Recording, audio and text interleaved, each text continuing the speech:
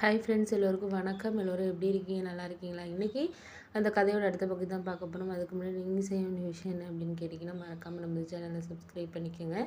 கீழே இருக்க பெல் பட்டனையும் கிளிக் பண்ணுங்கள். அப்போ தான் நான் போடுற வீடியோஸ் எல்லாமே உடனுக்குடனே உங்களுக்கு நோட்டிஃபிகேஷன்ஸ் வரும். ஸோ மறக்காமல் சேனலை சப்ஸ்கிரைப் பண்ணிவிட்டு வீடியோ பாருங்கள் ஃப்ரெண்ட்ஸ். வாங்க நம்ம கதைக்குள்ளே போகலாம். அதுக்கப்புறம் அந்த அண்ணக்கிட்ட நான் ஃபீல் பண்ணி சொன்னப்போ, நீ ஒன்றும் கவலைப்படாத, ஏதோ ஃப்ரெண்டு பேச்சை கேட்டு ஏதோ உனக்கு மனசு கவலைப்பட்டு இது பண்ணியிருக்குப்பா. எனக்கு தெரியுது உன் சூழ்நிலை எல்லாமே எனக்கு தெரியாமல் கிடையாது.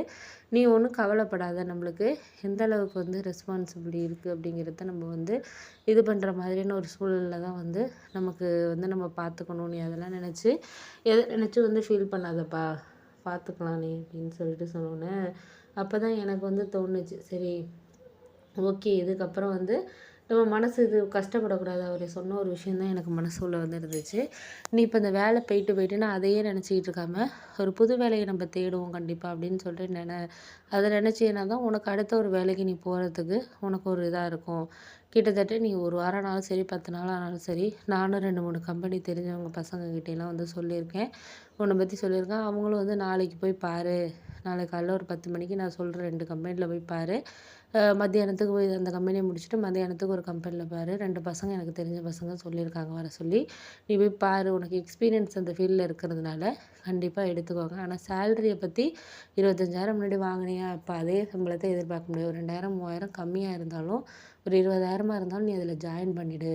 ஏன்னா அதில் ஜாயின் பண்ணிட்டேன்னா நிறைய இன்சென்டிவ்ஸ் உனக்கு கிடைக்கும். அங்கெல்லாம் இங்கே பொறுத்தளவில் கம்பெனிஸ்லாம் ஒரு 6 மாதத்துக்கு ஒரு தடவையே இன்சென்டிவ்ஸே நல்லா போடுவாங்க. உனக்கு எந்த அளவுக்கு நீ பர்ஃபார்ம் பண்ணுறியோ அதுக்கேற்ற மாதிரி உனக்கு இன்சென்டிவ்ஸ் எல்லாம் கிடைக்கும்ப்பா அப்படின்னோடனே, சரிண்ணே எனக்கு புரியுது, புரியாமல் கிடையாது, சரி நம்ம பார்த்துக்கோண்ணே அப்படின்னோடனே, சரிப்பா நீ எதாக இருந்தாலும் அதை போட்டு நீ மனசை போட்டு இது பண்ணிக்காத, நல்லா படுத்து ரெஸ்ட் எடுப்பா அப்படின்னு சொல்லிட்டு, அப்புறம் அந்த அண்ணனும் நானும் கொஞ்சம் அப்படியே பேசிக்கிட்டே இருந்தோம். அப்புறம் நான் தூங்கிட்டேன். ஏன்னா மறுநாள் காலையில் கிளம்பி போகணுங்கிறதுனால. அதுக்கப்புறம் அவங்க ஆஃபீஸ்க்கு சொல்லிவிட்டு அந்த பையன் நம்பரை மட்டும் என்கிட்ட கொடுத்துட்டு, அட்ரஸ் எல்லாம் அந்த பையன்கிட்ட நீ கேட்டுக்கப்பா அப்படின்னாங்க. நான் ஒரு 8 மணிக்கு அடித்து கேட்டேன். அந்த பையனும் சொன்னார் இது மாதிரி அட்ரஸ்னோடனே, நான் இருந்த இடத்துலேருந்து ஒரு 1/2 மணி நேரம் ட்ராவல் அந்த அளவுக்கு தான் இருந்துச்சு. போனதுக்கப்புறம் இதுமாரி செல்வம் அப்படிங்கிறவங்க யார் அப்படின்னு சொல்லி போய் கேட்டோன்னே, மேனேஜர் உள்ளே இருக்காங்கன்னா, அப்புறம் என்னை அழைச்சிட்டு போனாங்க. அழைச்சிட்டு போயிட்டு இதுமாரி சிவா அண்ணா வர சொன்னார் அப்படின்னு சொல்லிட்டு சொன்னோன்னே, சரி ஓகேப்பா, ரொம்ப சந்தோஷம், ஒன்றும் பிரச்சனை கிடையாது, நம்ம பார்த்துக்கலாம், நீ ஒன்றும் கவலைப்படாத, நம்ம பார்த்துக்கலாம், எதை நினச்சி நீ மனசை போட்டு குழப்பிக்கிட்டு இருக்காத.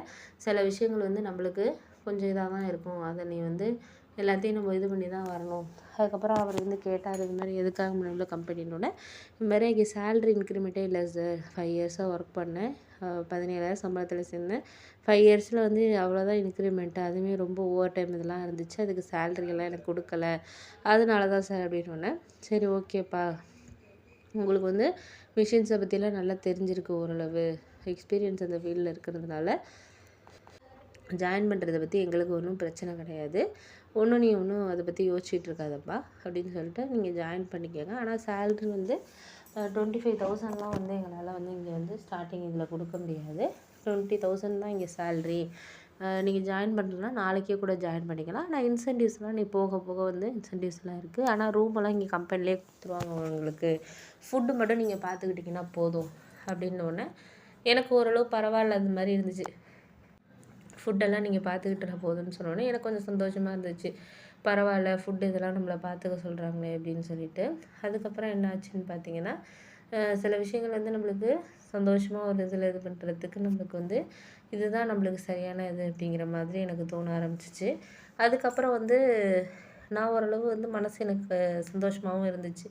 ஏன் அப்படின்னா, ஒரு வேலை நம்மளுக்கு கிடச்சிருக்கு, இன்னொரு இடத்துல போய் நம்ம இன்டர்வியூ அட்டன் பண்ணலாமா அப்படின்னு யோசிச்சப்போ, இல்லை நம்மளுக்கு கிடைச்ச வேலையை நம்ம பெஸ்ட்டாக செய்யணும், அதுவும் நல்ல கம்பெனி, கிட்டத்தட்ட 20 வருஷத்துக்கு மேலே இயங்குகிற கம்பெனி தான், அதனால நல்ல ஒரு நேம் இருக்குது. இன்சென்டிவ்ஸ்லாம் இங்கே வேலை பார்க்குற அண்ணங்கள்கிட்டயே பேசிகிட்டு இருந்தேன்.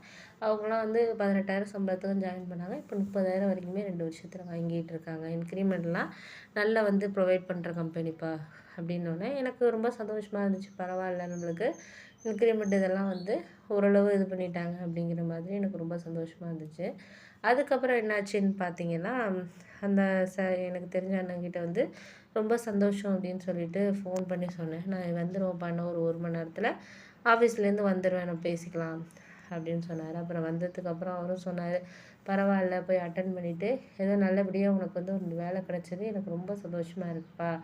ஏன்னா இத்தனை நாளில் வந்து எனக்கு இந்த அளவுக்கு ஒரு சந்தோஷங்கிறது எனக்கு வேலை கிடைச்சப்போ கூட இந்த அளவுக்கு நான் சந்தோஷப்படலை. ஏன் அப்படின்னா உனக்கு வந்து இது எவ்வளோ முக்கியம் இது அப்படிங்கிறது எனக்கு இப்போ தான் புரியுது அப்படின்னோடனே, சரி நான் ரொம்ப சந்தோஷம் எனக்கு, நீங்கள் ஒன்றும் கவலைப்படாதீங்க போகலாம்.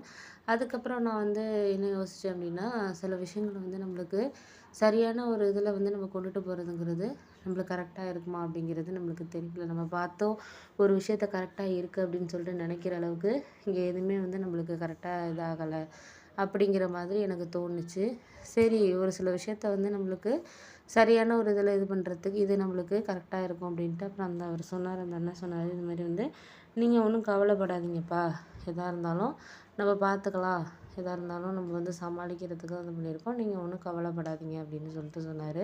அதனால் நானும் வந்து என்ன யோசித்தேன்னா, சரி இது நம்மளுக்கு ஒரு சரியான ஒரு இதில் தான் இருக்குது அப்படின்னு சொல்லிட்டு அதுக்கப்புறம் நான் ஒரு சில விஷயங்களை வந்து கொஞ்சம் யோசிச்சு பார்த்தேன். சரி இதுதான் நம்மளுக்கு சரியான ஒரு முடிவாக இருக்கும் அப்படின்னு சொல்லிட்டு நான் ஜாயின் பண்ணிக்கிறேன்னே, ரூமெல்லாம் அவங்களே கொடுக்குறேன்னு சொல்லியிருக்காங்கண்ணே, அதனால அப்படின்னோடனே, சரிப்பா ரொம்ப சந்தோஷம், நீ இங்கே வந்து ஒரு 2-3 நாள் வந்து தங்கிட்டு அப்புறம் நானே அழைச்சிட்டு வந்து உன்னை ரூம் எல்லாமே உனக்கு செட் ஆகுதா என்னென்னு பார்த்துக்கலாம், சாப்பாடெல்லாம் வந்து எப்படி இருக்குது என்னன்ட்டு இது பண்ணிக்கலாம் அப்படின்னோடனே, ரூம் ஃப்ரீயாக இருக்கனால உனக்கு அது தங்குற செலவுங்கிறது ஒரு 3000-4000 மிச்சம் தானே, அதனால் நீ அந்த ரூம் பசங்க ரூம்லேயே தங்கிக்கோ, நான் யாராச்சும் தெரிஞ்ச பசங்க இங்கே இருக்காங்களா என்னன்ட்டு நான் வந்து அவருக்கு அந்த பையனுக்கு தெரிஞ்ச பையனுக்கு நான் வந்து செல்வத்துக்கு அடித்து கேட்குறேன் அப்படின்னோடனே, சரின்ட்டு மறுநாள் வந்து எனக்காக அவர் வந்து கால் பண்ணி எல்லாரும் கொஞ்சம் விசாரித்தார்.